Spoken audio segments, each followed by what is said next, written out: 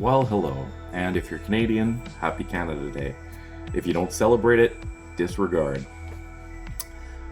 So, we're doing Clearcut today. This is a classic Canadian thriller slash quasi horror, to an extent.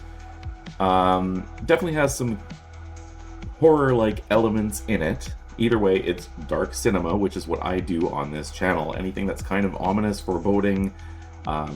There's a fluff in the air, that's cool. That's the kind of movies I watch.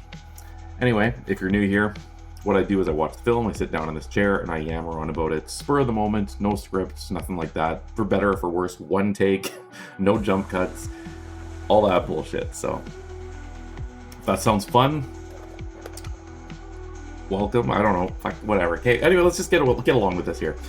So, again, we're watching Clearcut, which is a film that I learned about actually relatively recently, I'm ashamed to admit, but is held in pretty high regards from what I've been reading. So let's check it out. Let's get to the fucking point here, Landshark, you sumbitch. Anyway, okay, so spoiler alert, you know the drill. I'm going to be talking about the film, things that happen, the storyline, all that kind of garbage. So if you don't want that, you can skip ahead on the timestamp to the thoughts section or the ratings section if that's all you want, and those are almost 99% spoiler free, and if they are spoilers, it'll say in brackets spoilers, but I don't think this one will be, if I can remember. Alright, so story. We've got our main character Peter, who is a lawyer essentially representing an Indigenous or First Nations group in Canada who is protesting the development of a new logging route and area for a nearby town's local paper mill. So he's been fighting on behalf of his friend Wilf, who I don't know if he's the chief of that particular reserve area or the region.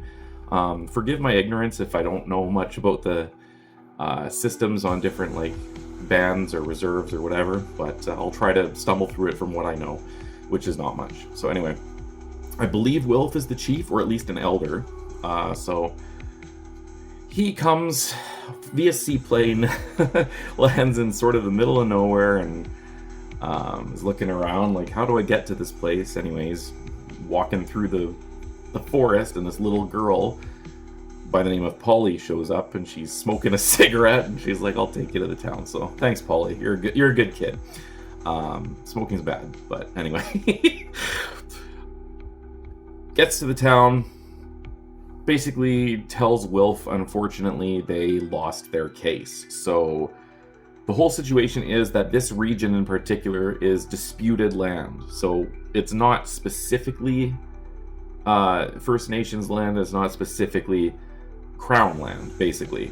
So one's arguing it is, one arguing, you know what I'm saying. Anyway, regardless, they lost the case. So shortly after, he ends up seeing there's like a riot protest going on type deal, and various people from the reserve are being like forcefully removed, not from their homes or anything, but from the protest area, and the machinery is going through and just starting basically on making this logging road that's gonna take them to the new thing, right through what this reserve considers their land. So there you go, that's the basic story of all this. Anyway, Peter is still determined that this isn't right. He says, we're gonna appeal this, and Wilf is like, well, I mean, he's pretty aware that it's more than just a court case at this point. Like, it's gonna require more than just an appeal in the courts. One moment. He says, no, I'll go back to Toronto, I'll take care of this, we're gonna be good.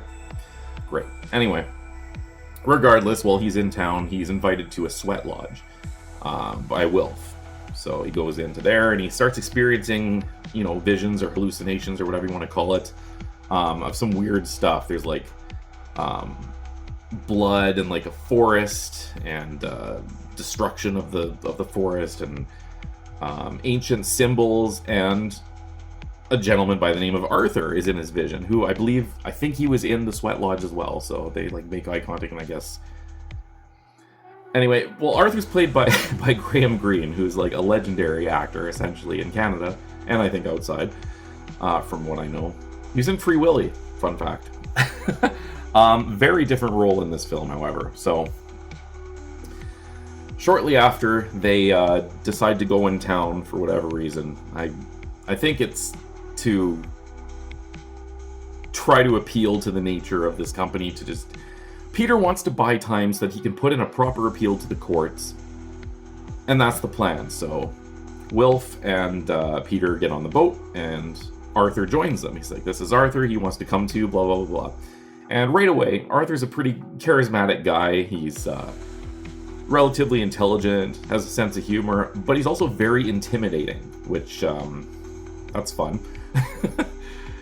At one point, they land into the town, and they get a hotel room, and Peter's got his own room, obviously, and the people next door are being loud and obnoxious, and it's like, I don't know what time it is, so I'm just going to say it's like 3 a.m., and Peter's like tired of it, and he's banging on the walls like, shut the fuck up.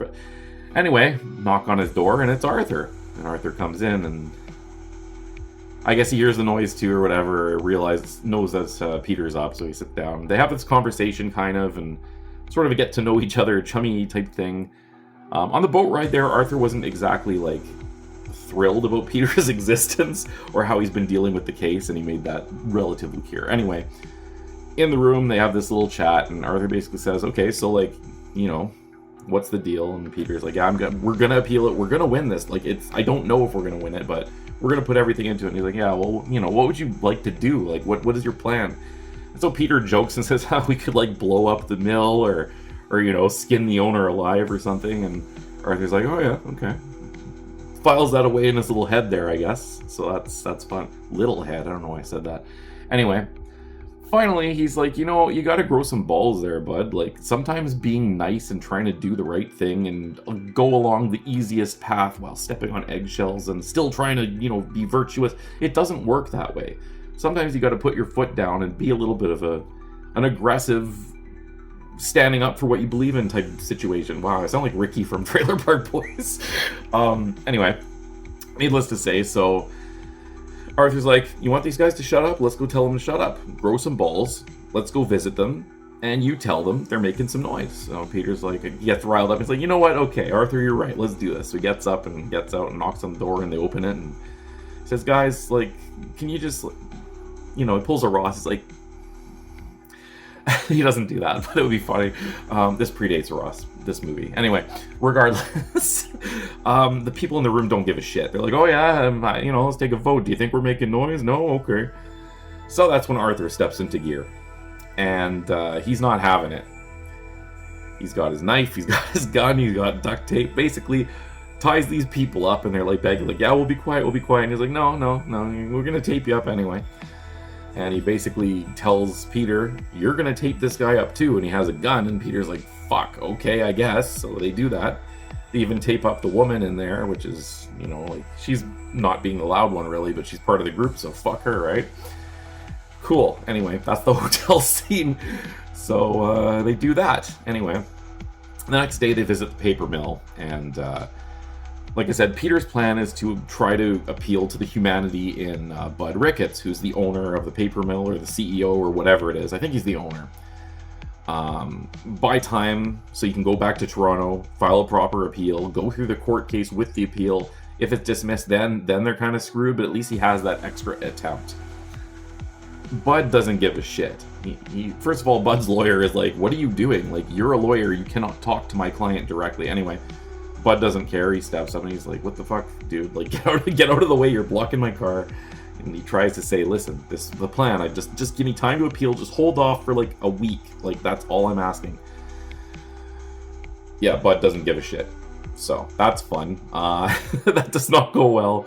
And they do not stop. So slightly disheartened, they retreat. Anyway, Arthur takes Peter on a little ride later that evening, and they park outside a gas station. And Peter's like, well, why are we here? What is the point of this? And he's like, yeah, just watch. Anyway, Bud pulls in his car to get some gas, I guess, and Arthur goes up, and basically they kidnap him.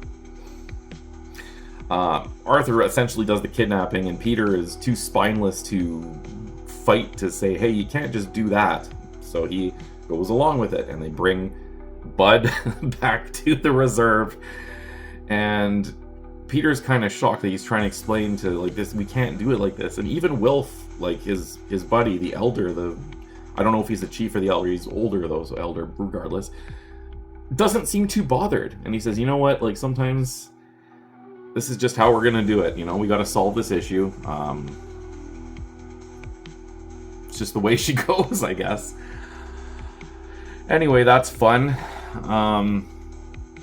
The interesting thing is, like, the way they portray Bud is he's not just a rich company owner, executive, you know, only in it for the money. In the argument before the kidnapping, obviously, he even explains, like, what do you expect me to do? Like, the entire town here, the livelihood depends on this mill. I can't just shut it down because of a claim that this land is someone else's where there's no basis for it in you know, contracts or law or whatever, blah, blah, blah. So he's a rich asshole in a sense, but he's also looking out for his town in a sense. So I'm not explaining it very well, but they genuinely do make a point of making it clear that none of these characters are inherently a 100% villain, and none of them are inherently 100% good. We'll probably talk more about that later. Anyway, I just thought that was important. Anyway. Yeah, they end up going out into the woods. Basically, they're going to go on a little adventure, right? So that's fun. They set up camp after a day of travel. They take the boat, etc. And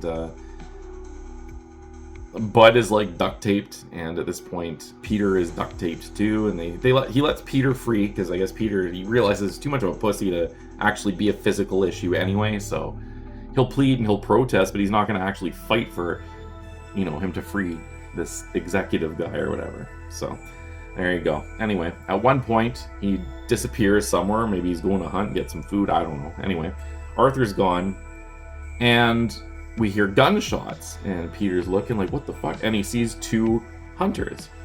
Well, he runs up to them and they're apparently from America. They don't really know what's going on, and Peter tries to explain, like, dude, like, we've got, like, a guy we're kidnapped, essentially, can you help us? And that's when Arthur appears. He's like, hey, what are you doing?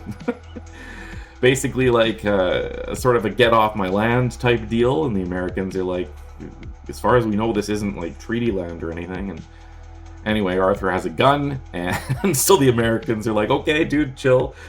They even give him, like, a bunch of money and then fuck off. And I guess they don't want to get involved to this whole thing that Peter's trying to explain, like, we're held against our will, can you, like, give us a hand here? No, they don't care. They fuck off. They don't want no trouble. Arthur's got some American money, so good for him, I guess, right? Anyway, they go back to the camp, and all's well that ends well. Interesting thing is, though, the two U.S. hunters had shot a moose, and they show a scene of the moose, like, dying in the woods, and Arthur walking right past it with Peter. Like, he doesn't care. He's not going to harvest it or food or anything like that. Doesn't give a shit. That's kind of interesting.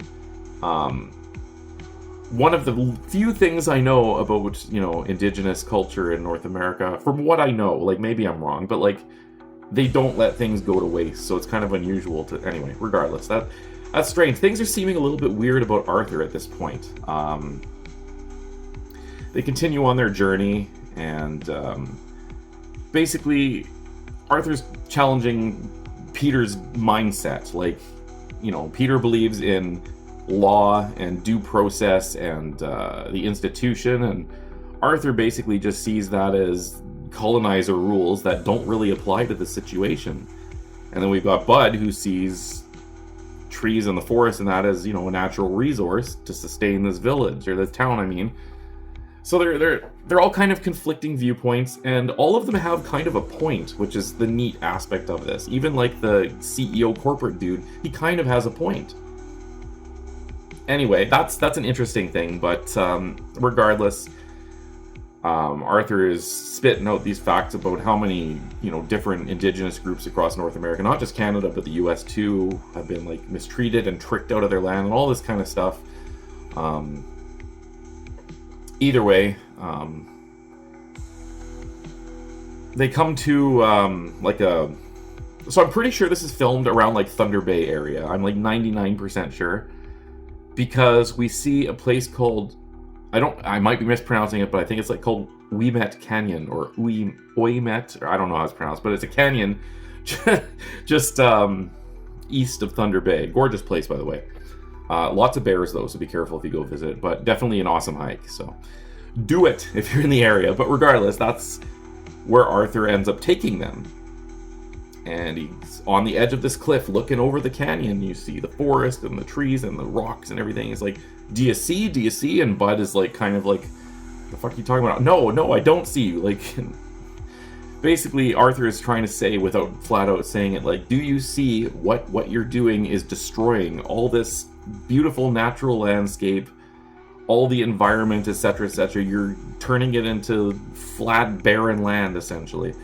But Bud's not on the same wavelength. He doesn't understand, like, what are you trying to show me? Like, it's forest. Like, okay, what? So that's fun. At another point, too, Wilf is with them still, by the way. He's kind of more in the background, but at one point, he starts telling a story about a trickster spirit from indigenous culture and folklore and whatnot. And we start seeing things in Arthur that kind of make us think, like, wait a minute, like, he will appear and disappear in different areas very quickly. He sometimes seems to, like, fast travel. He knows things that he shouldn't necessarily know. All this kind of stuff. And it's not enough to say for sure that, oh yeah, he's definitely, like, you know, this trickster spirit that Wilf was talking about. But there's definitely, the movie wants you to think that maybe that's the case. And it gets more and more throughout the film, too. So anyway, at this overlook, Bud is still in rough shape. Anyway, there is another scene I forgot to mention, and I can't believe I forgot to mention this because it's a really fucking big one that makes this horror. This is what the thing that makes this like a thriller, gross kind of... So at one point, Arthur decides, you know what? You're stripping the land. Let's make you physically feel what you're doing to the land. And there's a scene where he ends up basically skinning Bud from the foot to the kneecap. And Peter walks in and sees this, like, what the fuck? And Arthur has this, like, burning stick, and he's gonna press it, and he's like, no. And Arthur's like, I'm cauterizing the wound. I don't want to kill the guy. I just want to prove a point here. Little psychotic way to do it, but, you know, or whatever. So he cauterizes the wound, and Bud's, like, fucked. Anyway, apologies. Fast forward back to the cliffside scene. They're eventually intercepted by 2 RCMP officers. I guess, you know, missing CEO, kind of a big thing. They're going to look for him. Arthur's nowhere to be seen. They, sorry, T, I'm about to cough my head off, and I don't want to do that. Oh, that's good. In case you're wondering, it's apple cinnamon, Tim Hortons tea. Very exciting. Anyway, regardless. RCMP officers show up. Let's get back to the point. And they're looking around. They're like, what the hell's going on here? And Peter's trying to explain, like, blah, blah, blah, this shit's going down, man. Anyway, boom, one of the cops' heads gets shot from the tree line. The other turns, gets shot as well, dies. One falls in the river, one falls on the rocks. Peter's like, okay, now you're killing cops. In his head, he's thinking, like, well, okay, this guy's fucked. Anyway, so that's great. They eventually get to another area, and Arthur makes like a makeshift sweat lodge, and they do another sweat lodge meeting. And Arthur starts chanting, and Bud, I guess at this point, thinks, well, I guess I'm gonna die, so he starts reciting the Lord's Prayer. And in all of this, Peter is trying to explain, like, Arthur, like, we can't just do this. We're gonna fight, but this is not the way to do it. Anyway, in the middle of protesting, both Arthur and Bud basically tell him to shut the fuck up, dude. Like, we're praying. And it's an interesting part of the film where Peter is like the most, I don't want to say disliked character, but like, Arthur and Bud almost respect each other more than either of them respect Peter. On Arthur's side, Peter's not defending the people that he's literally hired to defend, says he cares about, etc. He's not taking the steps to actually ensure what needs to be done gets done. In Bud's perspective, Peter is absolutely useless as a negotiator in the situation for his own well-being. So literally, they think Peter is useless. And to be fair, I mean, kind of. I mean, things escalated a little bit beyond his control, but like, there have been moments where he could have done something. Anyway. Regardless, he's the so-called rational one now seems the least grounded of the group. That's the point of the scene. It's a cool scene where you kind of see that. Like, even at one point, Bud says, like, Arthur and I, at least we understand each other. We don't see eye to eye, but, you know, we both know where we stand. You, what are you? You're not going either way. You're saying, oh, there's a procedure, and are you taking a side? Like, what is your, where are you in this? You say one thing, yet you don't do anything. Anyway, whatever. We fast forward. The next scene, we have Arthur basically forcing them up a mountain. Oh, sorry. This is the cliff scene. I apologize. I'm out of order. I do that sometimes. I'm sorry. So this is the whole cliff scene. Do you see, etc., etc. Anyway, as Arthur he's done telling Bud what he needs to tell him, asking him the questions. Bud's like taped to a tree essentially at this point. Arthur is on his knees, eyes closed, looking down. I don't know if he's praying or whatnot. Our good friend Peter finally decides to do something. So he sneaks up very quietly, puts his hand on Bud's mouth, and is like, I'm getting you out of here. I'm getting you out of here, dude. Like, let's do this. So he untapes him very quietly. Arthur's fully aware. They pan to in front of him, and you see his eyes open as they're doing that thing. He just lets them. He's like, oh, let them think that they're good. So, Peter is helping Bud down the cliff there, and they get to the rocks by the water where the boat is, and Arthur's standing right there. This is the point where you're really starting to think, is he like this trickster spirit? How the hell, when they had a head start and there's only one way down, did he get from there to here? Not out of breath, nothing. Anyway, finally, Peter decides, okay, enough is enough. I'm not letting you kill someone. He takes a swing. They scrap. Pretty good scrap.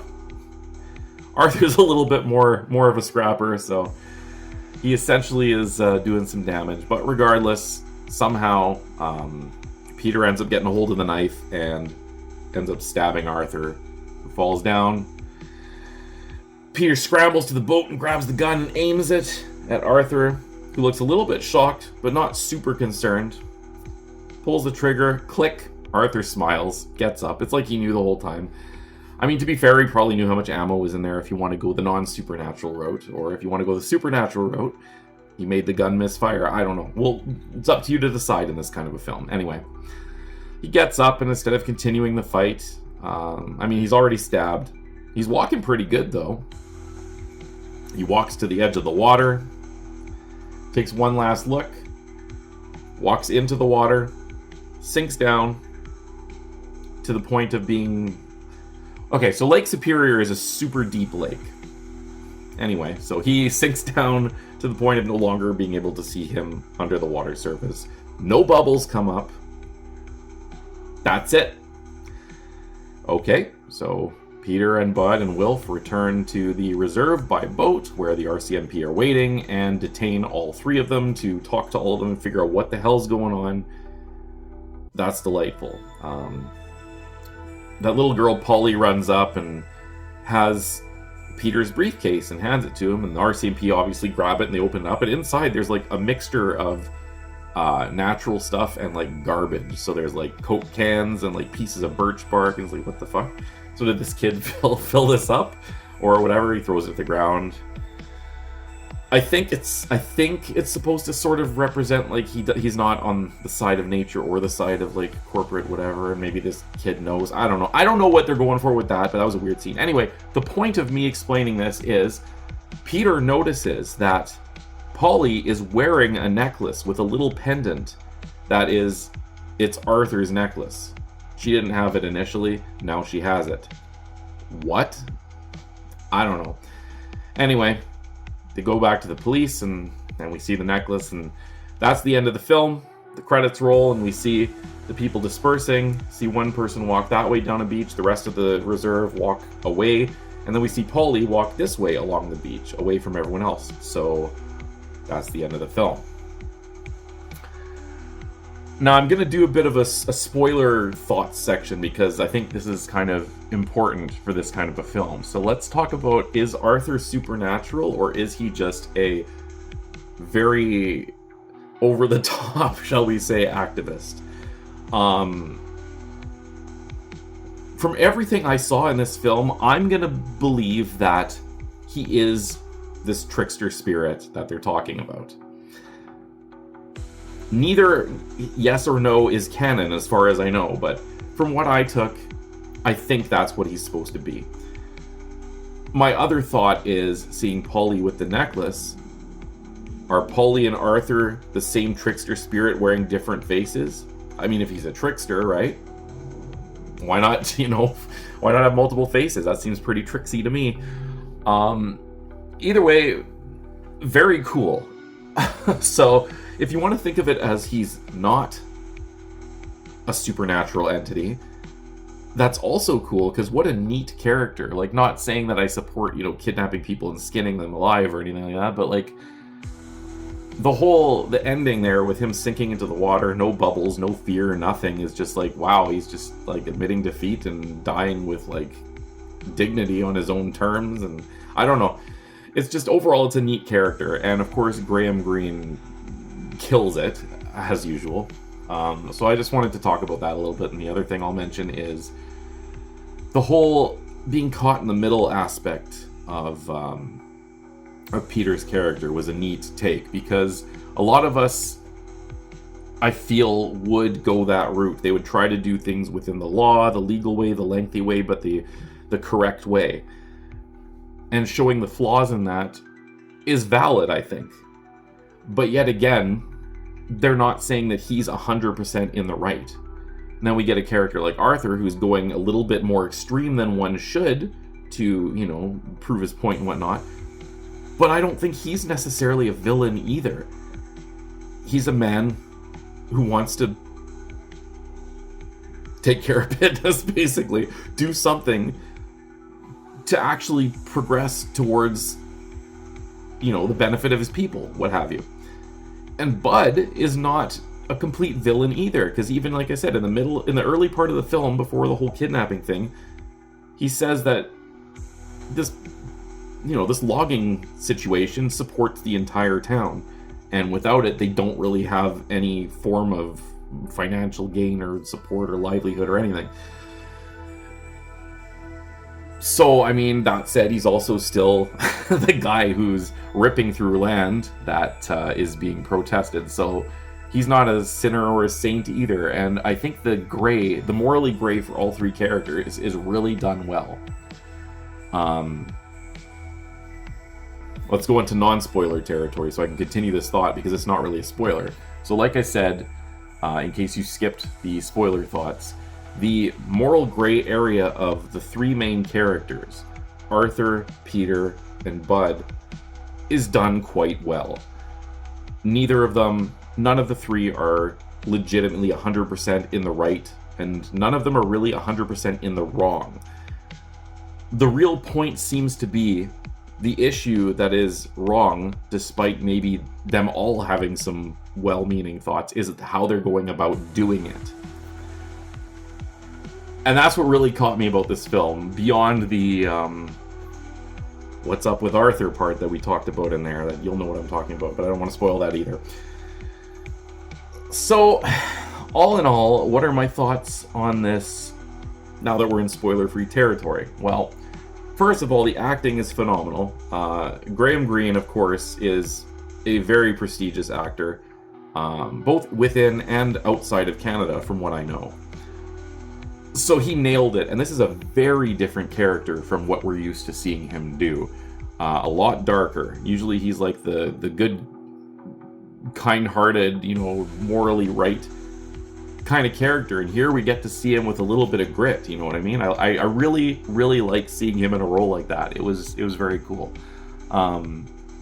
Obviously, I have to acknowledge, too, that Graham has recently left us. He's passed on, whatever. So just it's a shame whenever we lose someone who can, you know, do something, can portray characters in that broad of a spectrum. Again, we do usually see him as morally good characters, but this just shows his range. Like, he can be intimidating as hell. So yeah, we I don't need to go on more about that or whatever. This isn't like a tribute to Graham Greene or whatever, but I do want to acknowledge the impact he had on film in and outside of Canada. So rest in peace, good sir. Anyway, the other two main characters, Bud and Peter, pretty solid acting for the most part. A little bit, you know, early 90s, late 80s kind of acting. Like, Bud, the CEO, kind of has moments where he's not exactly hamming it, but he's slightly over exuberant. But he also has moments where he's really down to earth. There's some interactions between him and Arthur after shit has already hit the fan that are genuinely kind of good. Like, they're... Again, I don't want to spoil anything too much, but all I'm going to say is the dynamic between any two characters of the main three is genuinely really good and really well thought out. The pacing of the story is very good. The story itself is something that is legitimately, you know, going on and was going on and will probably continue to go on. It's not a fantasy, this kind of stuff, what's happening. So something like this very well could be, or could eventually happen. I mean, not like to the extent of this probably, I would imagine, but like, it's not impossible to see at least the lead up to the story happening. So hits a little bit close to home, especially here in Canada. I don't know too much about the US treaty rights and all that, or if they're called something different in the United States, I'm not sure, I apologize, but it's always a thin line that we're walking sometimes with these situations, and it's we've got a lot of work to do, that's all I'm gonna say. So again, whether or not you celebrate Canada Day, I understand Canadians who don't. The mindset is brought up a lot of times of like, why are we celebrating colonization, essentially? Horrible things, residential schools, everything like that. And I get it, I do. When I celebrate Canada Day myself, I'm not really celebrating our dark history. And this is going to be probably controversial, and you know, you can dislike this and throw all the hate at me you want, whatever, but I'm going to just say it. I think you can acknowledge the wrongs that a country has done as being wrong. You can also look at the progress, albeit slow progress, that a country is doing to try to make amends with that, try to be a better country. We're not perfect in Canada. You know what? I'm not going to sit here and say, oh, Canada's the greatest country on earth. I mean, like, we're pretty good on a global scale from, you know, take a look at polls and surveys, you know, one of the better places to live. But I'm not going to sit here and let my patriotism blind me to the reality of we're not perfect. We are taking the right steps, but we're not fully there yet. And there's a lot to do still. So when I celebrate Canada Day, that's kind of what I'm celebrating, is our at least attempts to try to reconciliate. We even introduced a new holiday recently, Day of Truth and Reconciliation, regarding all the horse shit that we did to the Indigenous First Nations people. And I mean, it's trivial, I guess, like on a broad sense. It's a calendar holiday, right? But like, we're acknowledging it. We're not doing everything we can do, but we're doing something. Anyway, whatever. The main reason I celebrate Canada Day is for the land itself, because that is one thing that I can be patriotic about and say, the diversity in natural scenery in Canada is ridiculous. I have traveled to pretty much every corner. The only places I haven't been are Nunavut and Northwest Territories, and I plan to see both of those very soon. And it's just fantastic. I mean, take a look at this film, for example. This is in the Thunder Bay area, and it's all forested area, but it's gorgeous. The canyon that they show, absolutely stunning. The lakes, everything, I don't know. It's a beautiful country. That's, anyway, what I'm celebrating when I celebrate Canada Day. So please don't crucify me for celebrating the fact that I love the land itself. Oh boy, that's going to make people either hate me or shout hell yeah. Probably more hate, but you know what? Whatever. It's too late now, and this is a one-take show, and holy crap, this is going way too long. So let's skip ahead back to the actual film that I'm trying to talk about here. Let's give it a rating. First, should you see it? Yes, you should. It's very good. I think it's one of those films that you should see. If you're Canadian more so, you should definitely see it. But in general, just it's a good watch. But let's give it a rating. So I'm going to say 7.6. 7. Yes, 7.67. Gen Z, shut up. I can hear you going, shut up. That's the rating. I'm not trying to make a connection to youth or nothing. I'm old as hell and I own it. Anyway, that's the rating. That's the film. I've rambled on way too long. Happy Canada Day if you celebrate it. If not, Happy Canada Day anyway, and I mean that with no ill content. So we'll leave it at that. And we'll catch you on the next one. Adios.